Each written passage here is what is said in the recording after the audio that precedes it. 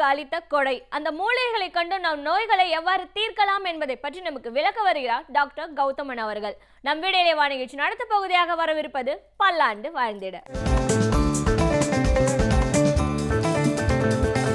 அன்பான கலைஞர் தொலைக்காட்சி நேயர்களுக்கு என்னுடைய இனிமையான காலை வணக்கங்கள். இன்றைக்கி நம்ம பார்க்கக்கூடிய தாவரத்துடைய பெயர் பேய் புடலை அப்படின்னு சொல்லக்கூடிய ஒரு கொடி வகை தாவரம். புடலங்காய் வகையைச் சேர்ந்த இந்த ஒரு தாவரம் அதிகமான கசப்பு தன்மை இருக்கக்கூடிய காய்களை உருவாக்கும். அதனால் இந்த பேய் புடலங்காயை உணவாக பயன்படுத்துகின்ற ஒரு வழக்கம் அப்படிங்கிறது நம்மிடையே கிடையாது. மருந்துகளுக்காக பயன்படுத்துகின்ற வழக்கம் நிறைய உண்டு. இந்த பேய் புடலங்காயை பொறுத்தவரையிலும் பார்த்திங்கன்னா, பொதுவாக உடலை சுத்தப்படுத்துவதற்கு இயற்கை கொடுத்திருக்கின்ற மிகச்சிறந்த அருமருந்துன்னு சொல்லலாம். இந்த உடலை சுத்தப்படுத்துவது அப்படின்னு சொல்லும்போது பாரம்பரிய மருத்துவத்தில் குறிப்பாக பார்த்திங்கன்னா வாந்திக்கு மருந்து கொடுப்பது, பேதிக்கு மருந்து கொடுப்பது, அதே போல் தலையில் இருக்கக்கூடிய உறுப்புகளை மூக்கில் மருந்துகள் விட்டு சுத்தம் செய்வது,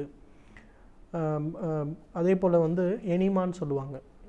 அதாவது குதத்தின் வழியாக மருந்துகளை உட்செலுத்தி பெருங்குடலுக்கு கீழே இருக்கக்கூடிய உறுப்புகளுக்கு சக்தி கொடுப்பது, இது ஒரு வகை. இரண்டாவது வகை சுத்தப்படுத்துதல் அப்படிங்கிறது பார்த்தோம்னா, பொதுவாக உடலில் இருக்கக்கூடிய ஹார்மோன் மாற்றங்கள் அதனால் ஏற்படுகின்ற பக்க விளைவுகளை சுத்தப்படுத்துவது அப்படிங்கிறது இரண்டாவது வகை. இந்த வகையில் பார்த்திங்கன்னா, அந்த பேய் புடலையிலிருந்து எடுக்கக்கூடிய அந்த சூரணமானது உடலில் இருக்கக்கூடிய ஹார்மோன் மாற்றங்களை, அந்த ஹார்மோன் மாற்றங்களால் உடலில் ஏற்படுகின்ற பக்க விளைவுகளை மிக அழகாக குறைக்கக்கூடிய ஒரு தாவரம் அப்படின்னு சொல்லலாம்.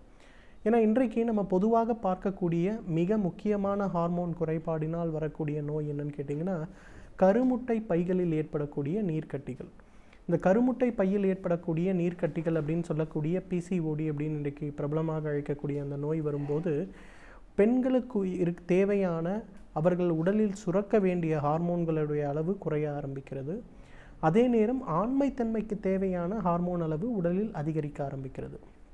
அதனால் பார்த்திங்கன்னா, அந்த பெண்களுக்கு வயிற்று பகுதிகளில், பிட்ட பகுதிகளில், தொடை பகுதிகளில், மார்பக பகுதிகளில் நிறைய கொழுப்புகள் சேர்ந்து அவர்களுடைய உருவ அமைப்பு மாற ஆரம்பிக்கிறது. மாதவிலக்கு வராமல் பல மாதங்கள் ஆகின்ற ஒரு சூழல் ஏற்படுகிறது. எல்லாவற்றுக்கும் மேலாக பார்த்திங்கன்னா, முகங்களில் குறிப்பாக அவர்களுடைய உதட்டுக்கு மேலே கீழே, இந்த மாதிரி கழுத்துக்கு கீழே இந்த இடங்கள்லாம் சிறிது சிறிதாக ஆண்களுக்கு இருப்பது போல் முடிகள் முளைக்க ஆரம்பிக்கிறது. ஸோ இந்த பிசிஓடிக்கு இன்றைக்கு மிகப்பெரிய மருத்துவ சிகிச்சை என்னன்னு கேட்டிங்கன்னா, ஹார்மோனல் தெரப்பின்னு சொல்லக்கூடிய ஒரு சிகிச்சையை கொடுக்குறாங்க. அதை கொடுக்கும்போது அவர்களுக்கு மாதவிலக்கு சம்பந்தப்பட்ட கோளாறுகள் குறைகிறதே தவிர அவர்களுக்கு இயற்கையான முறையில் மாதவிலக்கு ஏற்படுவதே கிடையாது. இந்த வகையில் பார்த்திங்கன்னா, இந்த மாதிரி உடலில் இருக்கக்கூடிய ஹார்மோன்களுடைய செயல் குறைபாடு அல்லது செயல் மிகைப்பாடினால் ஏற்படக்கூடிய நோய்களை கட்டுப்படுத்துவதற்கு இந்த பேய் புடல் ஒரு மிகச்சிறந்த மருந்துன்னு சொல்லலாம். பொதுவாக பாரம்பரிய மருத்துவத்தில் என்ன பண்ணுவாங்கன்னா, 1 லிட்டர் தண்ணீர் எடுத்து 20 கிராம் வரை அந்த பேய் புடலங்காயுடைய காய்களையோ அல்லது அதை வெயிலில் காய வைத்து உலர வைத்து எடுக்கின்ற அந்த சூரணத்தையோ கலந்து நன்றாக கொதிக்க வைத்து அதை 500 மில்லி அளவுக்கு குறைக்க வேண்டும். அதன் பிறகு இதை வடிகட்டி 150 மில்லி அப்படிங்கிற மாதிரி காலை, மதியம், இரவு அப்படின்னு 3 வேளை தொடர்ந்து சாப்பிடும்போது எவ்வளவு நாள்பட்ட பிசிஓடி சம்பந்தப்பட்ட கோளாறாக இருந்தாலும் அது மறைவதை பார்க்கலாம். நிறைய இடங்களில் பார்த்திங்கன்னா, இந்த பிசிஓடி கோளாறு ஏற்படும் போது அந்த பெண்களுக்கு சிகிச்சை அளிக்கப்படும் போது சில நேரங்களில் அந்த பிசிஓடி சம்பந்தப்பட்ட கோளாறுகள் முழுமையாக மறைகின்ற சூழல் இருந்தாலும் கூட பெரும்பாலான நேரங்களில் அவர்களுடைய உருவ அமைப்பில் மாற்றங்கள் ஏற்படுவதில்லை. அவர்களுடைய முகத்தில், அவர்களுடைய கழுத்து பகுதிகளில், அவர்களுடைய கை கால்களில் தேவையற்று இருக்கக்கூடிய அந்த முடிகளுடைய எண்ணிக்கை, ரோமங்களுடைய வளர்ச்சி கட்டுப்படுவதில்லை. அதை கட்டுப்படுத்துவது தான் இந்த பேய்படலுக்கு இருக்கக்கூடிய மிகப்பெரிய சக்தின்னு சொல்லலாம். இன்றைக்கு பார்த்திங்கன்னா, நம்மளுடைய வட மாநிலத்தில் இருக்கக்கூடிய ஒரு ஆயுர்வேத பல்கலைக்கழகம் என்ன பண்ணியிருக்காங்கன்னா, இந்த பிசிஓடி ஏற்படக்கூடிய பெண்களுக்கு பொதுவாக ஏற்படக்கூடிய ஒரு பிரச்சனை உடல் பருமன் சம்பந்தப்பட்ட கோளாறு. அந்த உடல் பருமன் சம்பந்தப்பட்ட கோளாறு ஏற்படும் போது அவர்களுக்கு மிக மிக கடுமையான முறையில் பார்த்திங்கன்னா அவர்களுடைய குழந்தை பெறுகின்ற தன்மை பாதிக்கப்படுகிறது. எந்த மருத்துவ முறையில் போய் குழந்தை வேண்டும், செயற்கை முறை கருவூட்டல் வேண்டும்னு அவங்க சொன்னால் கூட அவர்களுக்கு முதலில் சொல்லுகின்ற விஷயம் என்னென்னா, உங்கள் எடையை ஒரு 20 கிலோ குறைச்சிட்டு வாங்க, உங்கள் எடையை ஒரு 30 கிலோ குறைச்சிட்டு வாங்க அப்படிங்கிறது தான் முதல்ல சொல்லுவாங்க. அந்த மாதிரி இருக்கின்ற ஒரு சூழலில் பார்த்திங்கன்னா, இந்த பேய்ப்புடலிலிருந்து எடுக்கக்கூடிய கஷாயம், அதாவது வந்து 1 லிட்டர் தண்ணீருக்கு 20 கிராம் சூரணத்தை சேர்த்து அதை 1/2 லிட்டராக சுண்ட காய்ச்சி வடிகட்டி எடுக்கக்கூடிய அந்த 1/2 லிட்டர் கஷாயத்தை காலை ஒரு முறை, மதியம் ஒரு முறை, இரவு ஒரு முறை, உணவுக்கு ஒரு மணி நேரத்திற்கு முன்பு சாப்பிட வேண்டும். இதை ஒரு பழக்கமாக ஒரு 6 மாத காலம் அந்த கருமுட்டை பை நீர்க்கட்டிகள் இருப்பவர்கள் அல்லது உடலில் இருக்கக்கூடிய ஹார்மோன் குறைபாடுகளால் பாதிக்கப்பட்டிருப்பவர்கள், குறிப்பாக ஹைப்போதைராய்டிசம் சொல்லக்கூடிய தைராய்டு நோயினால் ஏற்படுகின்ற குறைபாடு பிரச்சனை, ஹைப்பர் தைராய்டிசத்தால் பாதிக்கப்பட்டவர்கள், உடலில் பிட்யூட்ரி சுரப்பி அதிகமாக செயல்படுகிறது அப்படின்னு கவலையில் இருப்பவர்கள், அவர்கள்லாம் பார்த்திங்கன்னா மிகச் சுலபமாக பேய்ப்புடலிலிருந்து எடுக்கக்கூடிய இந்த கஷாயத்தை 3 வேளை சாப்பிடும்போது அந்த ஹார்மோன் சுரக்கின்ற உறுப்புகளுடைய செயல்திறனில் மிகப்பெரிய மாற்றம் ஏற்படுவதை நாம் ரொம்ப சீக்கிரமாக பார்க்க முடியும். அந்த மாற்றம் மட்டும் இல்லாமல் அவர்களுடைய பொதுவான உடலமைப்பில் ஏற்பட்ட பாதிப்புகள், நிறைய பெண்களுக்கு பார்த்திங்கன்னா அவர்களுடைய வயிறு பகுதி மிக பெரியதாக மாறி இருக்கும். அவர்களுடைய கால்கள்லாம் பார்த்திங்கன்னா தூண் போல மிக பெரியதாக இருக்கும். அவர்கள்லாம் பேய்ப்புடலிலிருந்து எடுக்கக்கூடிய இந்த ஒரு கஷாயத்தை சாப்பிடும்போது அவர்களுக்கு அந்த உடலில் இருக்கக்கூடிய தேவையற்ற நச்சுப் பொருட்கள்லாம் ரொம்ப வேகமாக குறையிறத பார்க்கலாம். மீண்டும் இந்த நோய் வருவதற்கு முன்பு அவர்கள் உடலில் எவ்வாறு மாற்றம் இருந்ததோ அதே அளவு மாற்றம் ஏற்பட்டிருப்பதை நாம் பார்க்க முடியும். அதே போல் பேய்ப்புடலை பொறுத்தவரையிலும் மலச்சிக்கலுக்கு இயற்கை கொடுத்திருக்கின்ற மிகச்சிறந்த மருந்துன்னு சொல்லலாம். பொதுவாக மலச்சிக்கல் அப்படின்னு சொல்லும்போது நிறைய பேர்லாம் பார்த்திங்கன்னா வாரத்திற்கு ஒரு முறை மட்டுமே மலம் கழிக்கக்கூடிய அளவுக்கு கடினமான பிரச்சனை இருக்கும். அவர்கள் கூட பேய்ப்புடலிலிருந்து எடுக்கக்கூடிய கஷாயத்தை 2 வேளை 150 மில்லி அளவுக்கு சாப்பிட்டாங்கனாலே மலச்சிக்கல் பிரச்சனை அடியோடு மறைந்து போகிறத பார்க்கலாம். எனவே நேர்களே, இந்த பேய்ப்புடலை பொறுத்தவரையிலும் உடலில் இருக்கக்கூடிய ஹார்மோன் சுரப்பிகளுடைய செயல் குறைபாடினால் ஏற்படக்கூடிய நோய்களையும் அந்த நோய்களினால் உடலில் ஏற்பட்ட மாற்றங்களையும் நீக்குவதற்கு இயற்கை கொடுத்திருக்கின்ற மிகச்சிறந்த அருமருந்து. தகுந்த மருத்துவ ஆலோசனையின் பேரில் சரியான முறைப்படி உபயோகப்படுத்தினோம்னா நம்மாலும் பல்லாண்டு காலம் ஆரோக்கியமாக வாழ்ந்திட முடியும். சமூகத்தில் நடக்கும் பிரச்சனைகளை கண்டு பயந்து ஒதுங்கி விடாமல் அதில் நம்முடைய பங்களிப்பை எவ்வாறு அளிக்கலாம் என்பதை பற்றி நமக்கு விளக்க வருகிறார் மனுஷபுத்திரன் அவர்கள். நம் வீடியோலே வாணிகிச்சு அடுத்த பகுதியாக வரவிருப்பது தீதும் நன்றும்.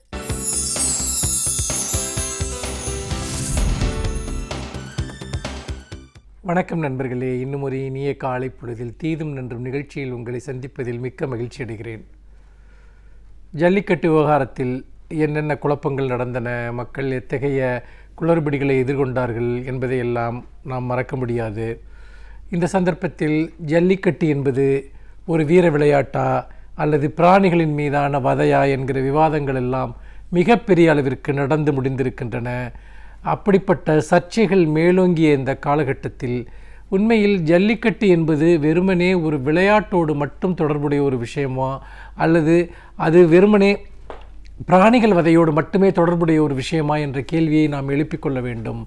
என்று கேட்டால், அடிப்படையில் மத்திய அரசினுடைய அந்த சட்டம் 1960 ஏற்றப்பட்ட அந்த பிராணிகள் வதை தடுப்பு சட்டத்தின் கீழ் பிராணிகளை துன்புறுத்துவது தொடர்பாக சொல்லக்கூடிய பல விஷயங்கள் முரண்பாடுகள் கொண்டவை, அவை ஒன்றுக்கொன்று ஒவ்வாதவை என்பதை நாம் தொடர்ந்து பல விவாதங்களில் சுட்டிக்காட்டியிருக்கிறோம். முக்கியமாக அந்த சட்டத்தில் இருக்கக்கூடிய ஒரு விஷயம், அதாவது மாடுகளை நீங்கள் இறைச்சிக்காக கொள்ளலாம், மாட்டு இறைச்சியை ஏற்றுமதி செய்யலாம், மாடுகளை நீங்கள் உழவு மாடுகளாக பயன்படுத்தலாம், மண்டிகளுக்கு பயன்படுத்தலாம், அல்லது அந்த மாட்டினுடைய பாலை நீங்கள் கறந்து நீங்கள் அவற்றை நீங்கள் பருகலாம். இப்படியெல்லாம் பல விஷயங்கள் அதில் அனுமதிக்கப்படுகின்றன. ஆனால் மஞ்சு விரட்டு போன்ற விஷயங்களை, ஜல்லிக்கட்டு போன்ற விஷயங்களை செய்வது மட்டும்தான் குற்றம் என்பது போன்ற ஒரு விஷயம் அந்த சட்டத்தில் இருக்கிறது. ஆனால் ஒப்பிட்டு பார்த்தால் இந்த உயிர்கொலைக்கு எதிராக இருக்கக்கூடியவர்கள், பிராணிகள் வதைக்கு எதிராக இருக்கக்கூடியவர்கள் என்று சொல்லக்கூடியவர்கள் எல்லாம் ஒரு உயிரினம் கொல்லப்படுவதை பற்றியோ அழிக்கப்படுவதை பற்றியோ கவலைப்படுவது கிடையாது. மாறாக அதை வைத்து விளையாட்டு நடத்துவதுதான் ஒரு பெரிய குற்றம் போன்ற ஒரு தோற்றத்தை தொடர்ந்து உருவாக்கி கொண்டே இருக்கிறார்கள். இந்த வாதத்தில் ஏதாவது ஒரு உண்மை இருக்கிறதா? நன்றாக நினைத்து பாருங்கள். இன்றைக்கு மாட்டுத்தோலால் செய்யப்படுகிற எவ்வளவு பொருட்கள் பயன்பாட்டில் இருக்கின்றன. அதோடு மட்டுமல்ல, நீங்கள் கிரிக்கெட் விளையாட்டை எடுத்துக்கொள்ளுங்கள். அதில் பயன்படுத்தப்படுகிற ஒரு பந்து, அந்த பந்து என்பது இன்றைக்கு மாட்டுத்தோலால் செய்யப்படுகிற ஒரு பந்து. அப்படி என்றால் அந்த தோலை பயன்படுத்தி செய்கிற அந்த கிரிக்கெட் பந்திற்கு இவர்கள் தடை விதிப்பார்களா? அந்த கிரிக்கெட்டிற்கு தடை விதிப்பார்களா? இன்னும் பல விஷயங்களை இப்படி சொல்லிக்கொண்டே போகலாம்.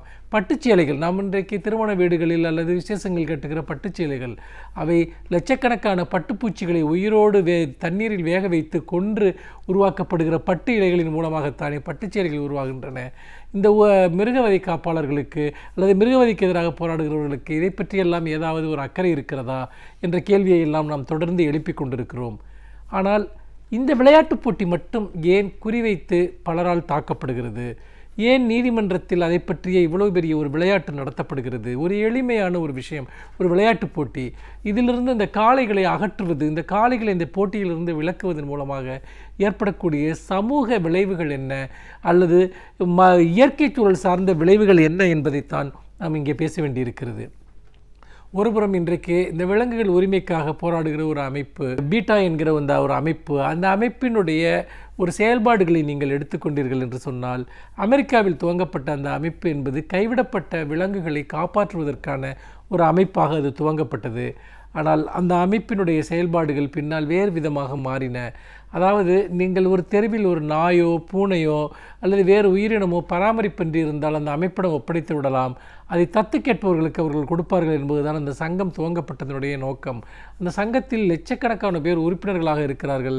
பல்லாயிரம் கோடி ரூபாய் மதிப்பிலான பணம் அதிலே முதலீடு செய்யப்பட்டிருக்கிறது. ஒரு சர்வதேச நிறுவனம் அது. ஆனால் அவர்கள் என்ன செய்தார்கள் என்றால், அந்த இயக்கம் அந்த சங்கம் ஆரம்பித்த சில தினங்களிலேயே அவர்களுக்கு ஏராளமான விலங்குகள், அப்படி பராமரிக்க முடியாத விலங்குகள் வந்து சேர்ந்தபோது அவர்களுக்கு என்ன செய்வது என்று தெரியவில்லை. உடனே அமெரிக்க அரசாங்கத்தை நிர்பந்தித்து அவர்கள் ஒரு சட்டத்தை இயற்றுகிறார்கள். அதாவது சட்டத்தின்படி இந்த அமைப்பிற்கு வந்து சேரக்கூடிய இந்த கைவிடப்பட்ட விலங்குகளை 15 நாட்களுக்குள் யாராவது தத்தெடுத்து கொள்ளாவிட்டால் இவர்கள் அதை கடனை கொலை செய்து விடலாம் என்பதுதான் அந்த சட்டம்.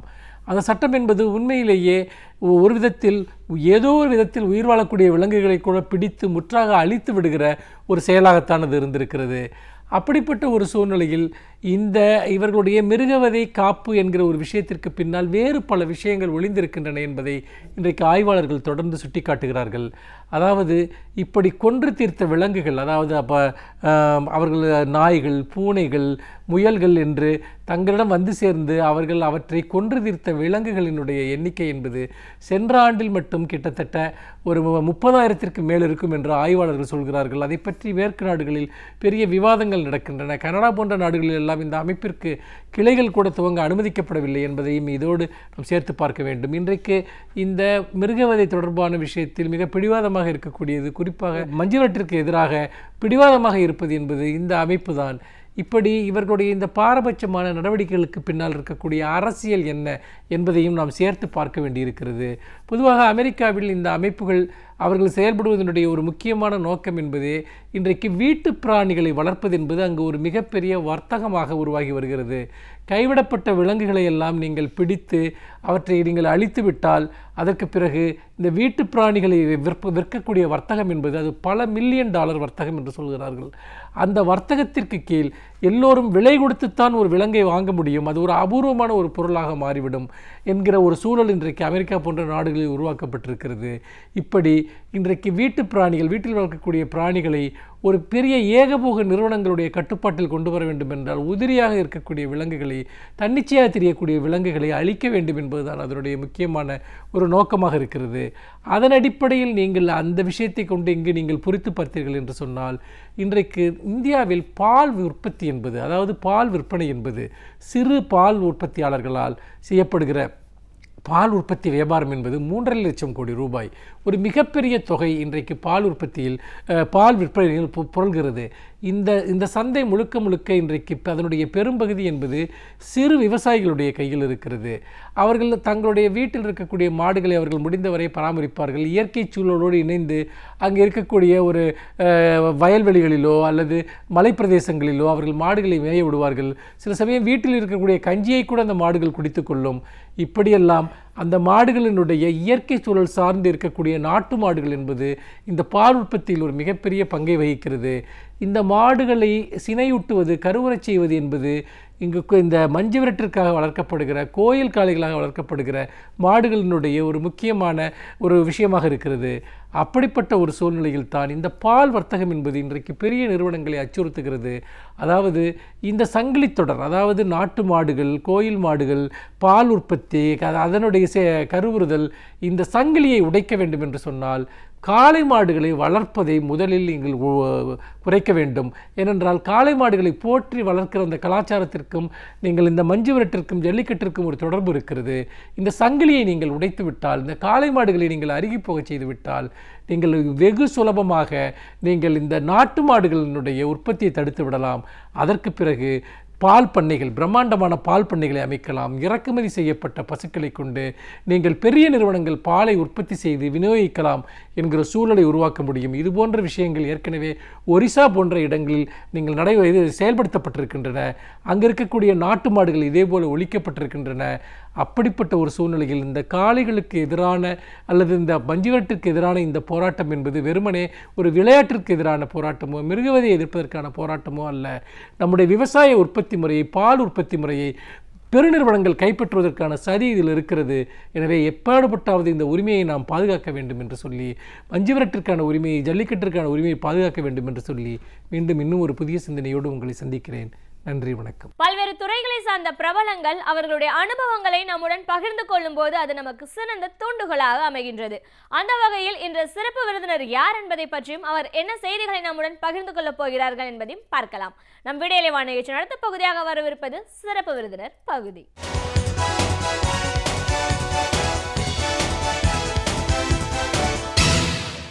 வணக்கம் நேயர்களே, விடியலேவா நிகழ்ச்சியின் சிறப்பு விருந்தினருக்கான நேரம் இது. இன்றைய சிறப்பு விருந்தினர் எழுத்தாளர் கவிஞர் சிந்தை வாசன் அவர்கள். ஒரு எழுத்தாளரா, கவிஞரா இவர் உருவான விதம், பல எழுத்துலக முன்னோடிகள்கிட்ட இவருக்கு ஏற்பட்ட நட்பு, அறிமுகம், இதுக்கெல்லாம் அப்பாற்பட்டு இன்னைக்கு இருக்கிற இளம் சந்ததியினர் மாணவர்களுக்கான ஒரு உந்து சக்தியாக இருக்கணும்னா என்ன, ஒரு பரீட்சையை எதிர்கொள்ளணுன்ற அவசியம் என்ன, அவங்களுக்கான வழிகாட்டுதல், இது சார்ந்த பல விஷயங்களை, அனுபவங்களை இன்னைக்கு நாம் அவர்கிட்ட கேட்டு தெரிஞ்சுக்கலாம். வணக்கம் சார். வணக்கம் சார். வணக்கம். ஒரு எழுத்தாளரா, கவிஞரா முதல்ல எங்கள் நிகழ்ச்சிக்கு உங்களை வரவேற்கிறோம் சார். நன்றி. வணக்கம் மேடம்.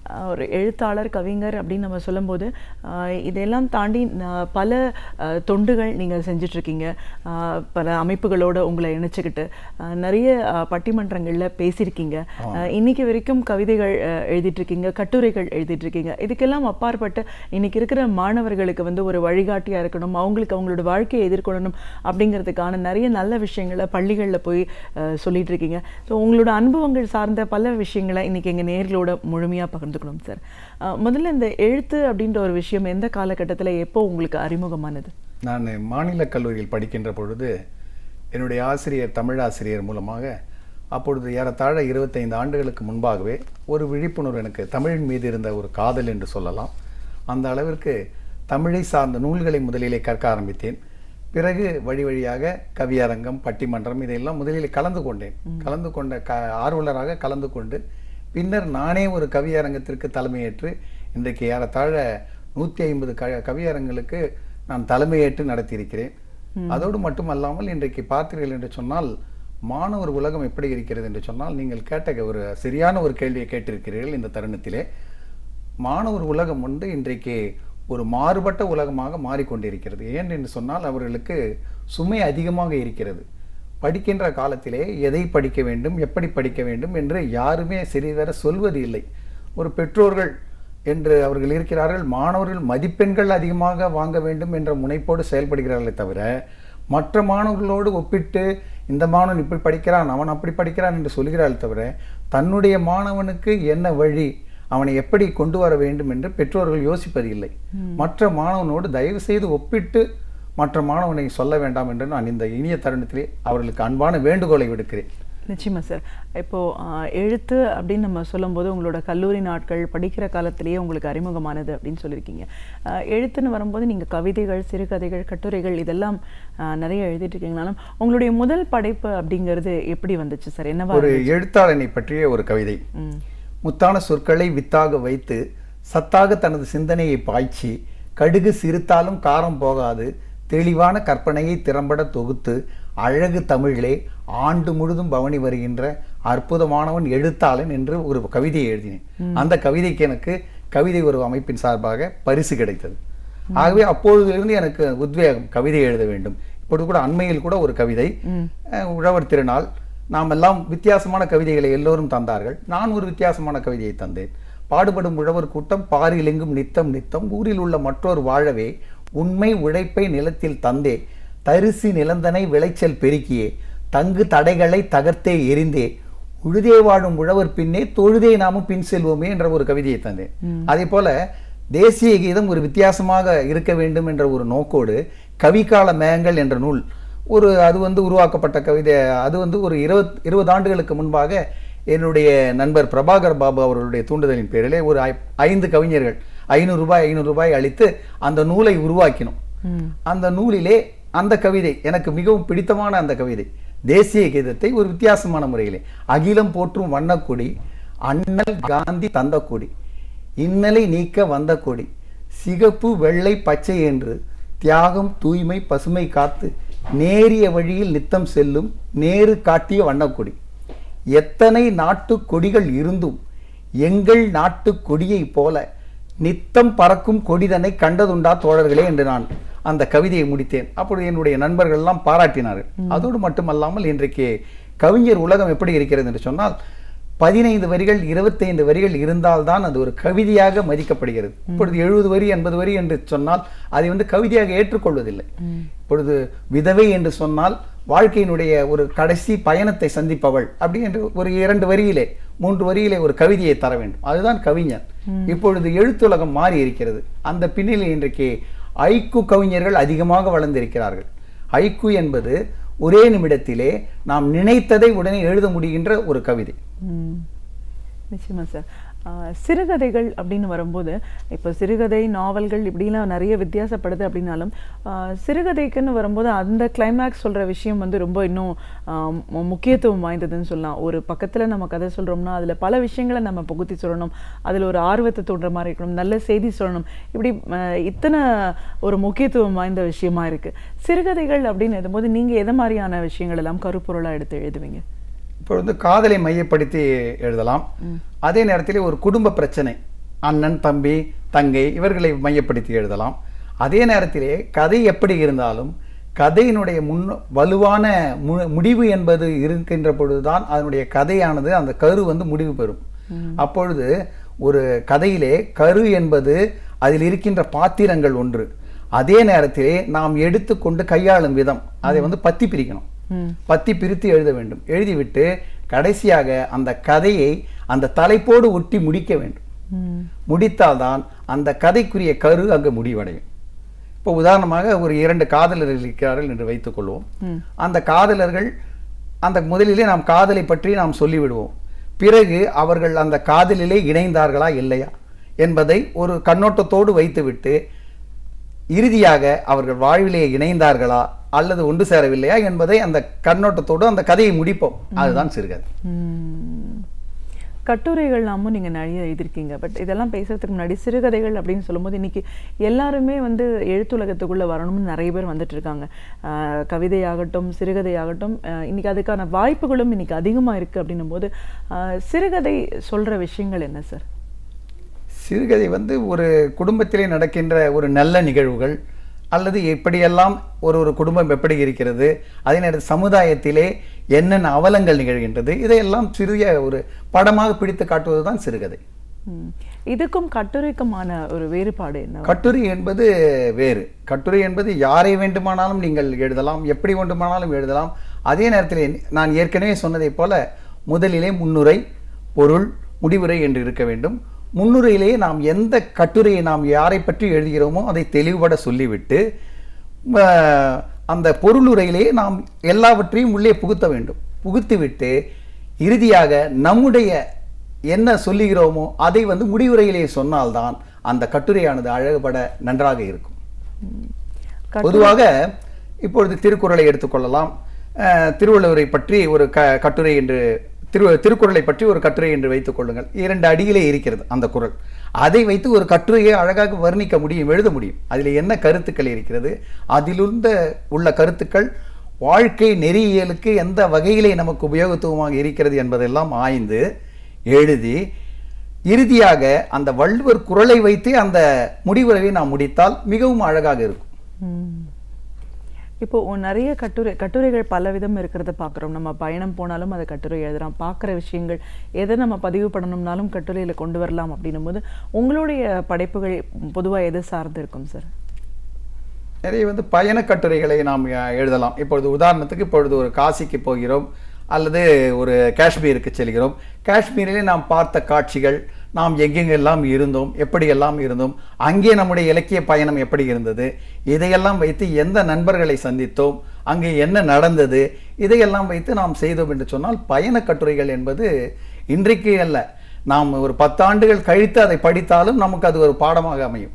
இன்றைக்கு பெண்ணியத்தை சார்ந்த கட்டுரைகள் என்று நாம் எடுத்துக்கொண்டோம் என்று சொன்னால் பெண்களுக்கு ஏற்படுகின்ற சமுதாயத்திலே மாறுபட்டு அவர்களுக்கு எத்தனையோ நிகழ்வுகள் நடக்கின்றது. அந்த நிகழ்வுகளை எல்லாம் படம் பிடித்து ஒரு ஆணித்தரமாக நாம் எழுதினோம் என்று சொன்னால் அந்த கட்டுரையானது சிறப்பாக அமையும். அதே நேரத்திலே இன்றைக்கு பெண்களுக்கு இழைக்கப்படும் குற்றங்கள், அவலங்கள், இதையெல்லாம் கூட நாம் அந்த கட்டுரையிலேயே நாம் தெளிவுபட சொல்லலாம். அதே நேரத்திலே மற்றொன்று கேட்டீர்கள், ஆய்வு கட்டுரை என்பது. ஆய்வு கட்டுரை என்பது திடீரென்று நாம் இன்றைக்கு நினைத்து நாளைக்கு முடித்துவிட முடியாது. ஆய்வு என்பது ஏறத்தாழ 1 ஆண்டுகள், 6 மாதம் இப்படியாக அந்த ஆய்வு கட்டுரை. அந்த ஆய்வு கட்டுரை எழுதுவதற்கு நமக்கு ஒரு யாராவது ஒருவர் உடன் இருந்து அவர்களுக்கு உதவ வேண்டும். அந்த உதவி, அந்த ஆய்வு கட்டுரை நாம் சமர்ப்பிக்கும் பொழுதுதான் நமக்கு ஆய்வுக்கான முடிவுக்கான விடையானது கிடைக்கும். ஆய்வு கட்டுரை என்பது மிகவும் விரிவானது. அதே நேரத்திலே இன்றைக்கு கட்டுரைகள் என்று எடுத்துக்கொண்டோம் என்று சொன்னால் தொழில்துறையை சார்ந்த இன்றைக்கு நம்முடைய நாட்டினுடைய முன்னேற்றத்திற்கு வலுவாக அந்த கட்டுரைகள் அமைகின்றன. இன்றைக்கு தொழில்துறையிலே, பொருளாதார வளர்ச்சியிலே இந்திய நாட்டை நாம் எடுத்துக்கொண்டோம் என்று சொன்னால் ஒவ்வொரு துறையும் வளர்ந்து இருக்கிறது. அந்த வளர்ச்சிக்கான பாதைகளை வித்திடுகின்றவர்களாக தொழில்துறையை சார்ந்தவர்கள் இருக்கிறார்கள். அவர்கள் எழுதுகின்ற கட்டுரைகள் நமக்கு ஆக்கப்பூர்வமான பலனை தருவதோடு மட்டுமல்லாமல் இந்திய நாட்டினுடைய உயர்வுக்கு வழிகாட்டிகளாக அவைகள் அமைகின்றன. இப்படி கட்டுரைகள் என்பது தனது பங்கை செம்மையாக செய்து வருகின்றது. அதே காலகட்டத்திலே இன்றைக்கு எத்தனையோ கட்டுரையாளர்கள் தமிழகத்தில் மட்டுமல்ல இந்தியாவெங்கும் பல்வேறு கட்டுரையாளர்கள் தங்களுடைய சிந்தனைகளை எல்லாம் வைத்து அன்றாடம் கட்டுரைகளை அழகாக எழுதி கொண்டிருக்கிறார்கள். இன்றைக்கு மாணவ செல்வங்களை எடுத்துக்கொண்டோம் என்று சொன்னால் மாணவர்கள் இன்றைக்கு ஒரு சாதாரண எழுத்தாளர்களை விட ஒரு பிடி மேலே சென்று அழகான கட்டுரைகளை தங்களுடைய பாணியிலே எழுதி வருவதை பார்க்கின்ற பொழுது நமக்கு வருங்காலத்திலே கட்டுரை உலகம் என்பது மாணவர்களுடைய உலகத்திலே அடுத்து இளைஞர்கள் கையிலே ஒரு தலை சிறந்த உலகமாக கட்டுரை உலகம் திகழ இருக்கிறது என்பதை நான் தெரிந்து கொண்டேன். ஒரு கவிஞர் பாரதியாரை பற்றியும் பாவேந்தர் பாரதிதாசனை பற்றியும் உங்களோட பார்வைகள்? நாம் பாரதியாரை பற்றி எடுத்துக்கொண்டோம் என்று சொன்னால் இந்த சுதந்திர உணர்வை தூண்டி, இந்த வேள்வியை தூண்டி இளைஞர்களை ஒருங்கிணைத்த ஒரு கட்டுரை, அதாவது ஒரு கவிதையிலிருந்து மாறுபட்ட கவிதை. அதாவது அவருடைய கவிதை எல்லாம் தேசியத்தை ஒட்டி தமிழை சார்ந்து இருந்தது. அதாவது நெஞ்சிலே உரத்தை பாய்ச்சுகின்ற அளவிற்கு ஒரு வீரத்தை ஊட்டுகின்ற கவிதையை பாரதி தந்தார். ஒரு சாதாரண ஒரு பாப்பாவிற்காக ஒரு பாட்டு, அழகான ஒரு பாட்டு உங்களுக்கெல்லாம் தெரிந்திருக்கும். ஓடி விளையாடு பாப்பா, நீ ஓய்ந்திருக்கலாகாது பாப்பா என்றார். அதோடு மட்டுமல்லாமல் அச்சமில்லை அச்சமில்லை அச்சம் என்பது இல்லையே, உச்சி மீது வானிடிந்து வீழுகின்ற போதிலும் அச்சமில்லை அச்சமில்லை அச்சமில்லை என்று சொல்லி அந்த இளைஞர்களை திசை திருப்பி சுதந்திர உணர்வுகளை தூண்டியதன் விளைவாக 1947 ஆண்டு அந்நிய ஏகாதிபத்தியத்திலிருந்து விடுதலை அடைந்தது வரை நாம் பாரதியாருடைய பாடல்களை யாருமே மறக்க முடியாது. பாரதியாருக்கு பிறகு பெண்ணடிமைக்கு குரல் கொடுத்தவர்களிலே பாரதியார் முதன்மையானவராக இருந்தாலும் அவருடைய அடி போற்றி பாரதிதாசன் பாரதியாருடைய கவிதைகளையும் பாரதியாருடைய கொள்கைகளையும் பின்பற்றி அதே நேரத்திலே தாழ்த்தப்பட்ட, ஒடுக்கப்பட்ட, பிற்படுத்தப்பட்ட மக்களுடைய வாழ்க்கைக்கு ஒரு ஒளி விளக்காக திகழ்ந்தவர் நம்முடைய பாரதிதாசன் அவர்கள். இப்பொழுது பாண்டிச்சேரியை பொறுத்த மட்டிலும் ஒவ்வொரு ஆண்டும் சிறப்பாக பாரதிதாசனுடைய பிறந்த நாள் விழாவை அங்கே நடத்துகிறார்கள். பாரதிதாசனை பொறுத்த மட்டிலும் பெண்ணடிமையை ஒழிக்க வேண்டும் என்று பாடுபட்ட குரல் கொடுத்தவர் நம்முடைய பாரதிதாசன் அவர்கள். பாரதிதாசன் அவர்களை தொடர்ந்து அடுத்த ஒரு தலைமுறையாக கவிஞர் ஓமை கவிஞர் சுரதா அவர்கள் இந்த எல்லோரை போல பாரதியை பின்பற்றினார். பாரதிதாசனுடைய கருத்துக்களை ஏற்று ஓமையிலே ஒரு சாதனை படைத்தார். அவரை பற்றி சொல்ல வேண்டும் என்று சொன்னால் ஏராளமான கருத்துக்கள். அதாவது கலைத்துறையில் ஒரு சில காலம் அவர் ஒரு சில பணிகளை ஆற்றினாலும் கவிதை துறைக்கு என்று எடுத்துக்கொண்டோம் என்று சொன்னால் அவருடைய படைப்புகள் இன்றைக்கும் எல்லோருடைய இளைஞர்களாலும் பேசப்பட்டு கொண்டிருக்கின்றன. இன்றைக்கு சுரதா கல்லாடன் அவர்கள் அவருடைய புத்தகங்களை எல்லாம் பாதுகாத்து கொண்டிருக்கிறார். அதே நேரத்திலே அவரோடு பழகிய இனிமையான நாட்களை நான் மறந்துவிட முடியாது. ஒரு கவியரங்கமாக இருந்தாலும் ஒரு எழுத்தாளருடைய அரங்கமாக இருந்தாலும் எளிய முறையில் வருவதோடு மட்டுமல்லாமல் அனைவரையும் அரவணைக்கின்ற ஒரு சிறந்த ஒரு கவிஞர். அதோடு மட்டுமல்லாமல் இன்றைக்கு எத்தனையோ திரைத்துறைக்கு அப்பாற்பட்ட கவிதைகள் இன்றைக்கு பல கவிஞர்கள் உருவாகி இருக்கிறார்கள் என்று சொன்னால் அதற்கு ஓமை கவிஞர் சுரதா ஒரு முக்கிய காரணம்.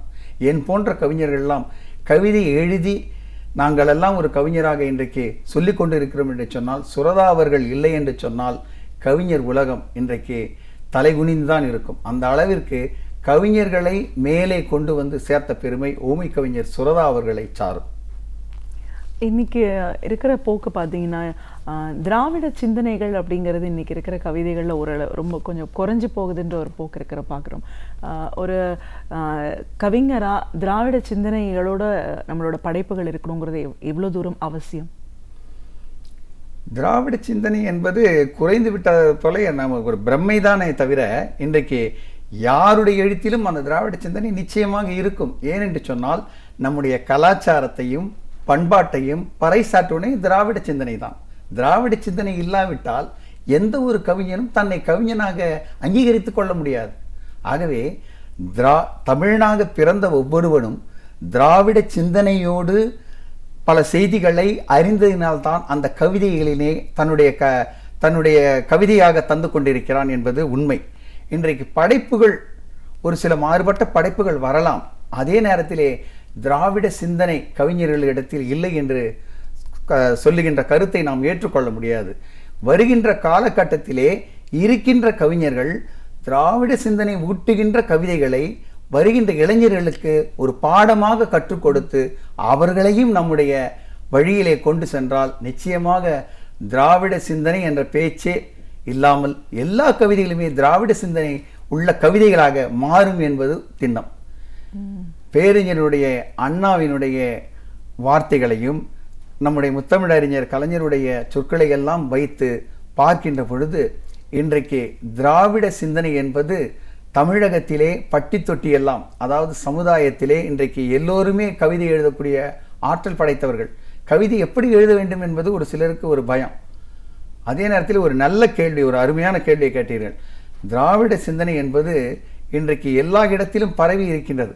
இன்றைக்கு ஒரு ஆசிரியர் ஒரு அருமையான கவிதை எழுதுகிறார். அதே நேரத்திலே ஒரு மாணவனும் அதே கவிதை எழுதுகிறார். ஆனால் ஆசிரியன் எழுதிய கவிதையை விட மாணவனுடைய கவிதை பரிசு பெறுகிறது. அப்படி பார்க்கின்ற பொழுது மாணவனுடைய கவிதையிலே இருக்கின்ற சிந்தனை திறன் அதிகமாக இருக்கிறது. ஆகவே விடியலை நோக்கி இருக்கின்ற இந்த பயணத்திலே நிச்சயமாக நாளை மலருகின்ற ஒரு புதிய விடியலிலே நீங்கள் சொன்ன கருத்துக்கள் யாவும் மலரும் என்பதை நான் நிச்சயமாக சொல்லிக்கொள்ள விரும்புகிறேன். நிச்சயமா சார். கவிதை படைப்பு இதுக்கு அப்பாற்பட்டு நீங்கள் நிறைய பள்ளியில் போய் அந்த பள்ளி மாணவர்களுக்கிடையே ஒரு கலந்துரையாடல் இந்த மாதிரியான விஷயங்கள்லாம் ஈடுபடுத்திருக்கீங்க. அவங்களுக்கு எதிர்காலத்தை பற்றியும் வாழ்க்கையை பற்றியும் ஒரு நம்பிக்கை ஊட்டுற மாதிரி பல விஷயங்களை சொல்லிட்டு வரீங்க. இன்றைக்கி ஒரு பள்ளிகளில் மாணவர்களோட போக்கு எப்படி இருக்குது சார்? அதை தாண்டி இந்த புயல், வெள்ளம், மழை இதுக்கெல்லாம் அப்புறம் ஒரு வாழ்க்கை நம்ம மறுபடியும் பூஜ்ஜியத்திலேருந்து தொடங்குறோம்னு எல்லாரும் சொல்லிட்டு இருக்கிற இந்த நேரத்தில் மாணவர்களுக்கு தான் இப்போ பரீட்சை காலகட்டத்தில் இன்னும் மன அழுத்தம் அதிகமாக இருக்கிறத பார்க்குறோம். நீங்கள் போய் பார்த்த வரைக்கும் உங்களோட அனுபவங்கள் சொல்லுங்கள்.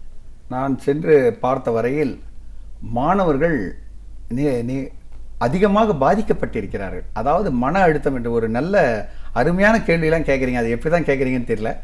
மன அழுத்தம் என்பது நமக்கு மட்டுமல்ல, மாணவர்களுக்கும் இருக்கிறது. ஏன் என்று சொன்னால் அவர்கள் இன்றைக்கு ஒரு கவிதையை நான் அண்மையிலே படித்தேன். நான் பையை தூக்க வேண்டும் என்று நான் நினைத்தேன், இளைஞனாக இருந்த பொழுது. ஆனால் இப்பொழுது பையனுடைய புத்தக பையை சுமக்கிறேன் என்று ஒரு தந்தை சொல்கிறார். அதே போல சுமை அதிகமாக இருக்கிறது. அந்த சுமையோடு இந்த சுமையும் வந்துவிட்டது. நீங்கள் அழகான ஒரு கேள்வியை கேட்டீர்கள். மழை வெள்ளத்தால் பாதிக்கப்பட்ட பொழுது ஒரு பள்ளியிலே, பெரம்பூரில் என்று நான் நினைக்கிறேன், அந்த பள்ளிக்கு சென்று பார்க்கின்ற பொழுது எல்லா புத்தகமுமே அந்த பையனுக்கு சென்று அந்த மழை வெள்ளத்தில் அடித்து சென்று விட்டது. அப்பொழுது அவனை பார்த்து, என்னப்பா என்ன இது மாதிரி போய்விட்டதே, என்ன செய்ய போகிறார்கள் என்று கேட்ட பொழுது, நாங்கள் எங்களுடைய அரிமா சங்கத்தின் சார்பாக சென்று அந்த மாணவனுக்கு வேண்டிய உதவிகளை செய்ததோடு மட்டுமல்லாமல் அவன் மேற்கொண்டு படிப்புக்கான செலவையும் நாங்கள் ஏற்றுக்கொண்டு இன்றைய வரைக்கும் அந்த மாணவனை ஒரு பாதுகாவலனாக நாங்கள் பார்த்து கொண்டு வருகிறோம். இந்த ஒரு மாணவன். இதே போல ஒவ்வொரு பள்ளியிலும் நாம் செல்லுகின்ற பொழுது அரிய காட்சிகளை நான் கண்டு கொண்டிருக்கிறேன். இப்பொழுது தேர்வு நேரம் நெருங்கி கொண்டிருப்பதினால் ஒரு சில பள்ளிகளில் சென்று பார்க்கின்ற பொழுது அந்த மாணவர்கள் நம்மோட ஒரு கலந்துரையாடல், நீங்கள் சொன்னதை போல இதை எப்படி நிவர்த்தி செய்யலாம் என்று மற்ற பள்ளி ஆசிரியர்களோடு கலந்துரையாடும் பொழுது மிகவும் அவர்களுக்கு தேர்வு முறைகள் கஷ்டமாக இருக்கிறது. அவர்கள் எப்படி இந்த தேர்வை நடத்தி இதில் வெற்றி காணப் போகிறார்கள் என்பது தெரியவில்லை என்று சொன்னார்கள். அப்பொழுது மற்ற ஆசிரியர்கள் ஒரு ஆசிரியரை பார்த்து, நீங்கள் எல்லாம் சென்ற எந்த ஆண்டுகளிலாவது விட்டு சென்ற பாடமுறைகள் என்னெல்லாம் இருக்கிறதோ அதையெல்லாம் வழி நடத்தி முதலிலே அதை முடித்துவிட்டு இப்பொழுது புதிய பாடத்தை நீங்கள் துவக்கலாம் என்று ஒரு அறிவுரையை சொன்னார்கள். அதே நேரத்திலே தேர்வு முறையில் ஏற்கனவே கேட்கப்பட்ட வினாக்களுக்கெல்லாம் பதில்களை அவர்கள் தயார் செய்து அந்த பதில்களுக்குரிய விடைகளை இந்த ஆசிரியர்களே தயாரித்து கொடுக்கின்ற விதத்தையும் நான் ஒரு சில பள்ளிகளை பார்த்து கொண்டிருக்கிறேன். அதே நேரத்திலே நான் ஏற்கனவே சொன்னதை போல மற்ற மாணவனோடு தயவுசெய்து பெற்றோர்கள் ஒப்பிடக்கூடாது. இவன் நன்றாக படிக்கிறான், நீ படிக்கவில்லை என்று சொல்லக்கூடாது. அந்த அளவிலே மாணவர்கள் ஒருவருக்கு ஒருவர் ஒப்பிட்டு சொல்லாமல் அவர்களுடைய திறத்தை, அவர்களுடைய மதிப்பீட்டை நாம் உணர்ந்து செயல்பட்டால் நிச்சயமாக அவர்களுடைய வாழ்க்கையிலே அவர்கள் தேர்வு மதிப்பெண்கள் அதிகமாக வாங்கக்கூடிய ஒரு சந்தர்ப்பம் நிச்சயமாக அமையும் என்பது திண்ணம். இன்னைக்கு மாணவ சமுதாயம் ஒரு சின்ன தோல்வியை கூட தாங்கிக்க முடியாத அளவுக்கு ஒரு மன அழுத்தத்தில் இருக்காங்கன்றதை நம்ம பார்க்குறோம். சிறிய ஒரு விஷயம் கூட அவங்கள பெரிய அளவில் பாதிக்குது. அவங்க வாழ்க்கையே முடிச்சுக்கிற அளவுக்கு போகிறவங்களையும் நம்ம இப்போ பார்த்துட்டு இருக்கோம். அந்த மாதிரியான ஒரு மாணவர்களுக்கு வாழ்க்கை எதிர்காலத்தை பற்றின ஒரு நம்பிக்கை ஊட்டுற மாதிரியான விஷயங்களை சொல்லணும்னா என்ன மாதிரியான கருத்துக்களை சொல்லணும்?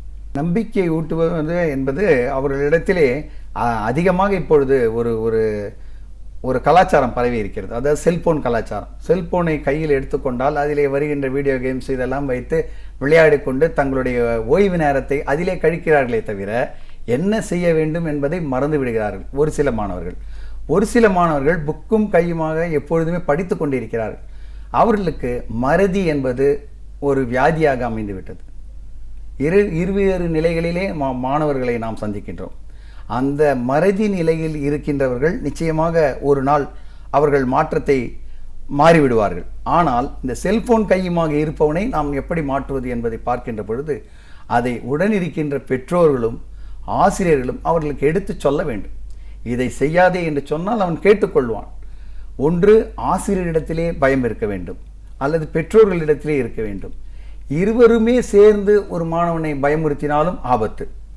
இப்பொழுது நீங்கள் ஏற்கனவே சொன்னதை போல தற்கொலை சம்பவங்கள் என்பது அது நடக்கக்கூடாது என்பது நடந்துவிடும். அது எதிர்பாராதது. அது எப்படி நடக்கிறது என்று சொன்னால் அவன் இதை எதிர்பார்த்து இந்த தேர்விலே நம்மை இதை போல பெற்றோர்கள் நம்மை திட்டுகிறார்களே என்று நினைப்பான். அதே போல ஆசிரியர்களும் திட்டிக் கொண்டிருப்பார்கள். இருவேறு நிலையிலும் அவனுக்கு தாக்கீது வருகின்ற பொழுது அவனுடைய மனநிலையானது மாறுவதற்கு வாய்ப்புகள் இருக்கிறது. ஆகவே இதை இப்படி கோணத்திலே நாம் பார்க்க வேண்டாம். அவர்களுக்கு நல்ல அறிவுறுத்தலை சொல்லி நம்பிக்கை ஊட்டுகின்ற பல பெரியோர்களினுடைய சிந்தனைகளை ஆங்காங்கே நாம் தெளித்துவிட்டு நல்லதை நல்லவர்கள் யாராவது வீட்டிலே இருக்கின்ற பெற்றோர்களோ மற்றவர்களோ அவர்களுக்கு சொன்னால் அவர்கள் நிச்சயமாக நாளை சமுதாயத்திலே ஒரு நம்பிக்கை சிற்பிகளாக இருப்பார்கள். அதைத்தான் நம்முடைய அப்துல் கலாம் அவர்கள் இளைஞர்களை கனவு காணுங்கள் என்று சொன்னார். கனவு காணுங்கள் என்று சொன்னால் நீங்கள் தூங்கிவிட்டு போங்கள் என்ற அர்த்தத்தில் அல்ல. கனவு காணுங்கள். இந்த நாட்டை எப்படி மாற்ற வேண்டும், இந்த சமுதாயத்தை எப்படி மாற்ற வேண்டும், இந்த சமுதாயம் எப்படி இருந்தால் நம்முடைய நாடு எப்படி முன்னேறும் என்கின்ற வழியிலே அப்துல் கலாம் விதைத்த விதைகளை, அந்த 10 கட்டளைகளை அந்த மாணவர்கள் ஏற்று கடைபிடித்தால் நிச்சயமாக இந்தியா மிளிரும். நிச்சயமாக நம்பிக்கையோடு நான் இதை சொல்ல விரும்புகிறேன். நிச்சயமா சார். ஒரு கவிஞரா, ஒரு எழுத்தாளரா, எழுத்து அப்படிங்கிறது உங்களுக்கு எந்த காலகட்டத்தில் அறிமுகமாச்சு? உங்களோட முதல் படைப்பு எப்படி இருந்தது? ஒரு படைப்பு அப்படிங்கிறது எந்த விஷயங்களை நம்ம மக்களுக்கு கொண்டு போய் சேர்க்கணும்? உங்களோட பார்வையில் நீங்கள் பார்த்த வரைக்கும் உங்களுக்கு உந்து சக்தியாக இருந்த கவிஞர்கள், படைப்புகள், இதுக்கெல்லாம் அப்பாற்பட்ட இன்றைக்கி இருக்கிற மாணவர் சமுதாயம் எப்படி இருக்காங்க, அவங்க எழுச்சியோடு இருக்கணும்னா என்ன மாதிரியான விஷயங்கள் எல்லாம் நம்ம விதைக்கணும் இப்படின்னு பல கருத்துக்களை, அனுபவங்களை எங்களோட நீங்கள் முழுமையாக பார்த்ததுக்கு ரொம்ப நன்றி. மிக்க நன்றி மேடம். இலக்கிய தேடல்கள், வரலாற்று சான்றுகள், இவைகளில் இருந்து நாம் அறிந்திராத பல அரிய தகவல்களை நமக்கு அழகு தமிழில் வழங்க வருகிறார் பேராசிரியர் சுபவீரபாண்டியன் அவர்கள். நம் விடையிலே வா நிகழ்ச்சியின் அடுத்த பகுதியாக வரவிருப்பது ஒன்றே சொல் நன்றே சொல்.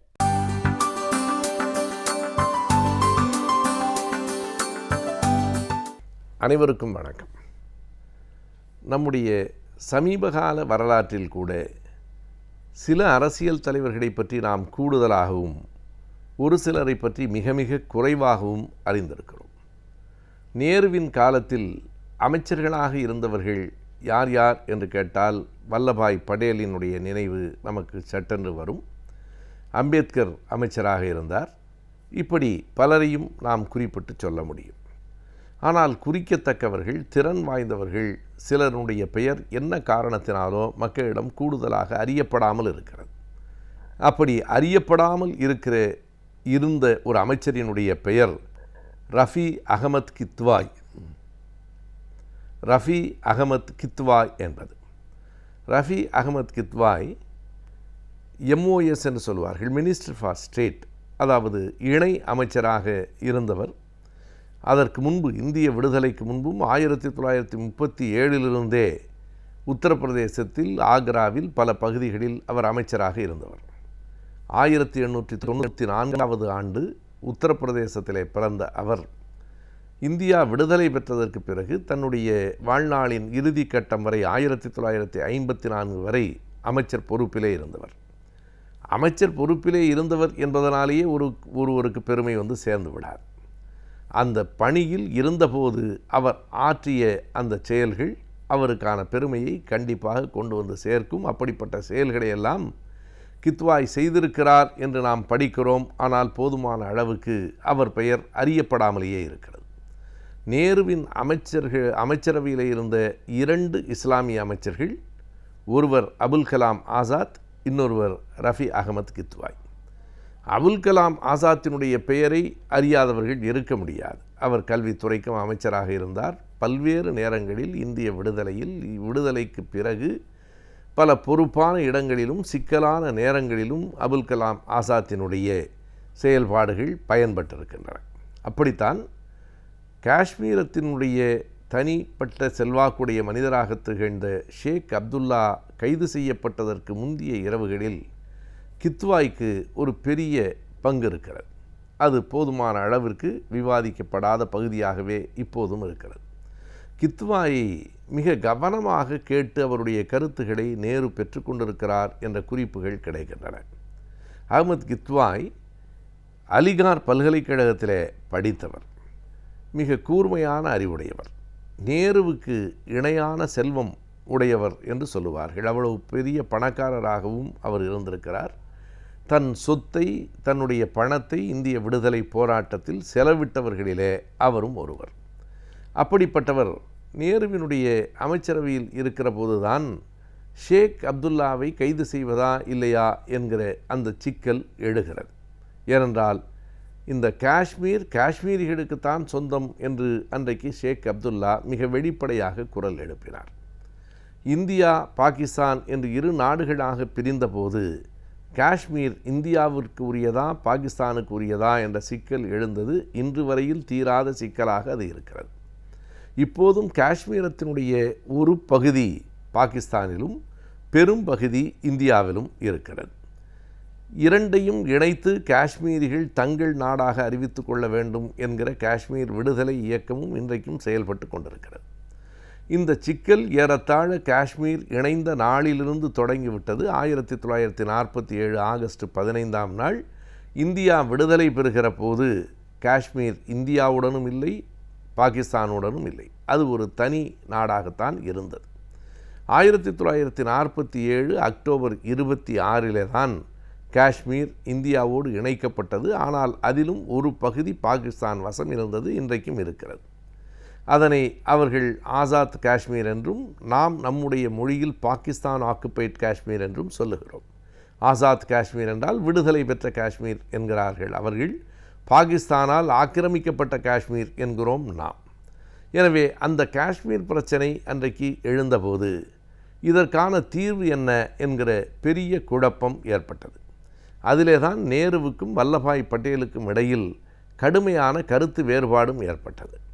இன்றைக்கு நாம் பார்க்கலாம், காங்கிரஸ் கட்சி அல்லாத வேறு கட்சியை சார்ந்தவர்கள் அல்லது அதற்கு நேர் எதிரான கட்சியில் இருக்கிறவர்கள் கூட வல்லபாய் பட்டேலை கொண்டாடுகிறார்கள், நேருவை தாக்குகிறார்கள். என்ன காரணம் என்பதை எண்ணி பார்க்க வேண்டும். 2 தலைவர்களுமே காங்கிரஸ் கட்சியினுடைய தலைவர்கள்தான். ஆனால் வல்லபாய் பட்டேல் முழுக்க முழுக்க ஒரு இந்துத்துவ சார்பு உடையவராக இருந்தார். நேரு மேலை நாட்டு படிப்பு, மேலை நாட்டு பண்பாடு இவற்றிலே ஈடுபாடு கொண்டவர் என்பதனாலே இப்படி ஒரு குறிப்பிட்ட மதச்சார்புக்கு எதிரானவராக இருந்தார். நேரு இடத்திலேயும் மதச்சார்புடைய நிகழ்வுகள் நடந்திருக்கின்றன அவர் வாழ்வில் என்பதை மறுக்க முடியாது. ஆனாலும் அவர் கடவுள் நம்பிக்கை, கடவுள் நம்பிக்கையின்மை இரண்டுக்கும் இடைப்பட்ட அக்னாஸ்டிக் என்று சொல்லப்படுகிற கடவுள் பற்றிய கவலை இல்லாதவராக அவர் இருந்தார். அதனால் மதங்களின் மீதும் அவருக்கு பெரிய பிடிப்பு இல்லை. அன்றைக்கு இருந்த இஸ்லாமிய அமைச்சர்கள் 2 பேரில் கித்வாய் தான் அது பற்றி நேருவோடு பேசினார். என்ன காரணம் என்றால், காஷ்மீரில் என்ன நடவடிக்கை எடுத்தாலும் அது இஸ்லாமியர்களுக்கு எதிராக போய்விடுமோ என்கிற அச்சம் இருந்தது. கித்வாயை பொறுத்தளவு இஸ்லாமிக் சோஷலிஸ்ட் என்று சொல்லுவார்கள். இஸ்லாமிய மதத்தை சார்ந்த ஒரு சோஷலிச கருத்துகளும் கொண்டவர். எனவே அவர் நேருவிடத்திலே பேசுகிறேன் என்று சொன்னபோது பட்டேல் தயங்கினார். ஏனென்றால் பட்டேலுக்கும் நேருவுக்கும் இடையில் ஏற்கனவே இது குறித்த விவாதம் நிகழ்ந்து இருவருக்கும் இடையில் ஒரு விரிசலும் ஏற்பட்டுவிட்டது. ஷேக் அப்துல்லாவை உடனே கைது செய்ய வேண்டும் என்பது பட்டேலினுடைய கோரிக்கை. ஆனால் நேரு அதற்கு ஏயவில்லை. காரணம், நேரு அன்றைக்கு ஒரு அணிசேரா நாடுகளினுடைய தலைவர்களில் ஒருவராக உலகம் முழுவதும் பார்வைக்கு உட்பட்டவராக நேரு இருந்தார். ஒரு பக்கத்தில் அமெரிக்கா, இன்னொரு பக்கத்தில் சோவியத் யூனியன் என்று 2 பெரும் வல்லரசுகள் இருக்கிற போது 2 பக்கமும் இல்லாமல் அணிசேரா நாடுகள் என்று ஒரு அமைப்பை நேருவும் எகிப்து நாட்டினுடைய நாசரும் டிட்டோவும் கட்டி அதிலே 100க்கும் மேற்பட்ட நாடுகள் உறுப்பு நாடுகளாக இருந்தன. அந்த நாடுகள் அனைத்திலும் செல்வாக்கு உடையவராக திகழ்ந்த நேரு அவர்கள் சட்டென்று எந்த முடிவையும் எடுத்துவிட வேண்டாம் என்று தயங்கினார். ஷேக் அப்துல்லாவை கைது செய்தால் அது இஸ்லாமிய மக்களுக்கு எதிரானதாக ஆகிவிடும், அல்லது அப்படி ஒரு கருத்து உலகம் முழுவதும் பரவிவிடும் என்கிற தயக்கம் அவருக்கு இருந்தது. அந்த தயக்கத்தை ரஃபி அகமது கித்வாய் தான் உடைத்தார் என்று வரலாற்று குறிப்புகள் கூறுகின்றன. கித்வாயினுடைய அந்த கருத்து சரியா இல்லையா என்பது இன்றைக்கும் விவாதத்திற்கு உரியது.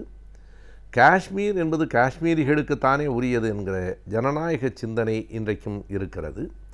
ஆனால் கித்வாய் இந்தியாவினுடைய பலமாக அரணாக காஷ்மீர் இருக்கிறது, அதை நாம் காப்பாற்றி ஆக வேண்டும். அப்படி காப்பாற்றி ஆக வேண்டும் என்று சொன்னால் ஷேக் அப்துல்லாவை கைது செய்வதை தவிர வேறு வழி இல்லை என்பதையெல்லாம் நேருவிடத்திலே ஒரு இரவு முழுவதும் கண்விழித்து விளக்கி பேசி நேருவை அதற்கு இசைய வைத்தவர் கித்வாய் தான் என்று சொல்லுவார்கள்.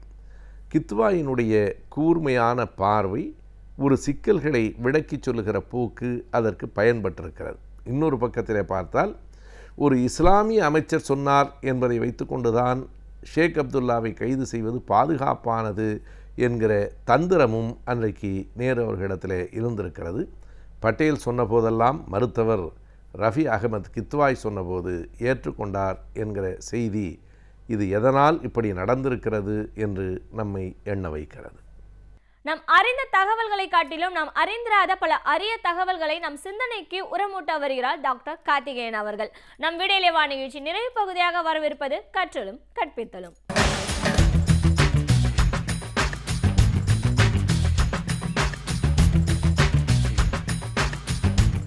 வணக்கம். நம்முடைய கற்றலும் கற்பித்தலும் நிகழ்ச்சியில் சில வாரங்களாக தொடர்ந்து இந்த வியாபாரிகளுக்கான உளவியல் ஆலோசனை இதை பற்றி பேசிகிட்டு இருக்கோம். உளவியல் ஆலோசனை ஒரு உளவியல் நிபுணர் எதுக்காக இவங்களுக்கு வியாபாரிகளுக்கு சொல்லணும் அப்படின்னு முதல்ல உங்களுக்கு தோணலாம். பல நேரங்களில் கேட்பாங்க, நீங்கள் என்ன பண்ணுறீங்க இண்டஸ்ட்ரியில் போயிட்டு, இந்த மாதிரி சைக்காலஜிஸ்டாக இருந்து என்ன பண்ணுறீங்க, உளவியல் ஆலோசனை இவங்களுக்கெல்லாம் எதுக்கு தேவை அப்படின்னு. மனிதர்களை புரிந்து கொள்ளணும்னா உளவியல் அவசியப்படுது. மனங்களை புரிந்து கொள்ளுதல் உளவியலோட வேலை. மனிதர்கள் எங்கெங்கெல்லாம் புரிந்து கொள்ளப்படுகிறார்களோ வியாபாரத்திலையும் புரிந்து கொள்ளப்படுகிறார்கள். எப்படி? வாடிக்கையாளர் ஒரு மனிதர். வாடிக்கையாளர்களை புரிந்து கொள்ளணும் அப்படின்னா அங்கே ஒரு உளவியல் தேவைப்படுது. ஒரு சின்ன அளவில் எடுத்துக்கோங்களேன். அதாவது 10 பேர் நிற்கிற இடத்துல ஒரு ஆட்டோக்காரர் வராரு. ஆனால் யார் ஆட்டோவை பிடிப்பாங்க, யார் பிடிக்க மாட்டாங்கங்கிற உளவியல் அவருக்கு தெரியும். அதனால கிட்ட கேட்பார், சார் வரீங்களா அப்படின்னு சொல்லிட்டு. அப்போ என்ன அர்த்தம்னு கேட்டால், மனித மனங்களை எல்லாருக்குமே ஏதோ ஒரு காலகட்டத்தில் படிச்சுக்கிட்டே தான் இருக்கோம் நம்ம. இதை நாங்கள் தேர்ந்த முறையில் இதுக்காகவே படிச்சுட்டு வந்ததுனால உங்களுக்கு ஆலோசனை சொல்கிறோம். வியாபாரிகளுக்கு எந்தெந்த இடங்களில் உளவியல் தேவைப்படுதுன்னா குறிப்பாக 2 இடங்களில் சொல்லலாம். அதாவது மனிதர்கள் அதிகமாக தேவைப்படுகின்ற இந்த 2 இடங்கள். ஒன்று என்ன கேட்டால் பணியாளர்கள். அதனால தான் ஹியூமன் ரிசோர்ஸ்னு சொல்லக்கூடிய மனித வளத்தில் அதிக அளவில் இன்றைக்கி உளவியலை பயன்படுத்துகிறாங்க. அடுத்தது என்னென்னா சந்தைப்படுத்துதல், விற்றல், அதாவது சேல்ஸ் அண்ட் மார்க்கெட்டிங். முழுக்க மனிதர்களை பற்றிய விஷயம் இது. இதில் ஒரு பக்கம் இது நீங்கள் வியாபார நிர்வாகம், அதாவது நிதி, அந்த மாதிரி விஷயங்கள் இருந்தாலும் கடைசியாக போய் சேர்றது யாருன்னு கேட்டால் மனுஷங்க கிட்ட தான் போகுது. ஒரு சேவையாக போகுது, பொருளாக போகுது. ஆனால் போய் சேர்ந்து அவன் திருப்திப்பட்டாதான் திரும்ப என்ன தொழில் நடக்குது. அப்போ திருப்திப்படுதல் அப்படிங்கிறது உளவியல் சம்மந்தப்பட்ட விஷயம். கொடுக்குற காசுக்கு திருப்தி இருக்கா அவனுக்கு, தொடர்ந்து நம்மக்கிட்ட வருவானா அப்படின்னு பார்த்தீங்கன்னா அதுக்கு உளவியல் அடிப்படை ரொம்ப முக்கியமானது. ஒன்றும் இல்லைங்க, சின்ன விஷயம். டார்கெட் குரூப்புன்னு சொல்லுவாங்க ஆங்கிலத்தில். உங்களுக்கான வாடிக்கையாளர் யார்? நீங்கள் சொல்லலாம் எல்லாருக்கும் தெரியாத அது அடிப்படை தானேன்னு. பல நேரங்களில் தெரியாமல் போயிடும், தவறுகள் இழைப்போம். ஏன்னு கேட்டிங்கன்னா நம்ம யாருக்காக நம்ம செய்கிறோங்கிறத கொஞ்சம் மறந்து போய் ஏதாவது ஒன்று மாறும் பொழுது கிடைக்கும் தோல்விகளில் தான் நம்ம சரியாக புரிஞ்சிக்கல, நம்மளுடைய இவங்களை வாடிக்கையாளரை நம்ம புரிஞ்சிக்கல அப்படிங்கிறத தொடர்ந்து பார்க்கலாம். இது எந்த விஷயம், அரசியல் கட்சியாக இருக்கும், சினிமாவாக இருக்கலாம், இதுவாக வியாபாரமாக இருக்கலாம், ஊடகமாக இருக்கலாம். ஒரு தோல்வி வரும்பொழுது என்ன அர்த்தம்னா நம்ம கொடுக்கறத வாடிக்கையாளர் நிராகரிச்சிட்டாங்க அப்படின்னா அவர்கள் தேவை வேறு என்னமோ அப்போது இல்லையா? ஒன்றும் கிடையாதுங்க. பெரிய உச்ச நடிகர்னு சொல்கிறோம் ஒருத்தரை, ரொம்ப உச்ச நடிகர், அவருடைய படங்கள் அவர் நின்னாலே போதும் அப்படின்னு வியாபாரம் பேசப்படுது. அவர் ஆங்கிலத்தில் நடித்தா படம் ஃபெயில் ஆகிடுது. இப்போ நீங்கள் கேட்கலாம், அவரோட இது முகத்தை பார்க்குறதுக்கே இவ்வளோ பெரிய கூட்டம் இருக்குது, முகத்தை பார்த்தா கூட்டம் இருக்குது, ஆனால் அவர் ஆங்கிலத்தில் நடிக்கிறப்போ ஒரு தடவை பார்த்துருந்தா கூட அந்த படம் ஓடி போயிருக்கும், நல்லாவே ஓடி இருக்கும். ஆனால் அந்த என்ன ஆயிடுச்சு, ஓடி போயிடுச்சு, ஓடலை அந்த படம். ஏன்னு கேட்டால் சந்தை, நம்முடைய வாடிக்கையாளருடைய தேவை என்னன்னு புரிந்து கொள்ளாமல் கொடுக்கப்படும் எந்த ஒரு நுகர்வையும் வாடிக்கையாளர் நிராகரிக்கிறாங்க. அதாவது நம்ம கொடுக்குறோம், நம்முடைய வாடிக்கையாளர் தான், தொடர்ந்து கொடுக்குறோம், ஆனால் நம்ம தவறு இழைச்சிருவோம். இது எல்லா இடங்கள்லையும் நடக்கிற விஷயங்கள். நம்ம ஒன்றும் இல்லை, அந்த காலத்தில் ஜெராக்ஸ்னு ஒரு நிறுவனம் அச்சடிக்கக்கூடிய இன்றைக்கி நீங்கள் ஜெராக்ஸ் பண்ணுறோன்னு சொல்கிற அளவுக்கு ஆகிடுச்சு. ஆக்சுவலாக என்னென்னு கேட்டால் நகல் எடுக்கக்கூடிய ஒரு இயந்திரம் அது, அவ்வளோதான். ஆனால் இன்றைக்கி ஜெராக்ஸுங்கிறது நகல் எடுக்கிற இயந்திரத்துக்கு கிட்டத்தட்ட சினானிம்னு சொல்லக்கூடிய அளவிற்கு மிகப்பெரிய அளவில் ஏதாவது வேணால் நீ போய் ஜெராக்ஸ் எடுத்துகிட்டு வான்னு சொல்கிறோம். அப்படிப்பட்ட ஒரு ஜெராக்ஸ் நிறுவனம் வளர்ச்சி அடைந்த பிறகு என்ன பண்ணுச்சுன்னா, நம்மளும்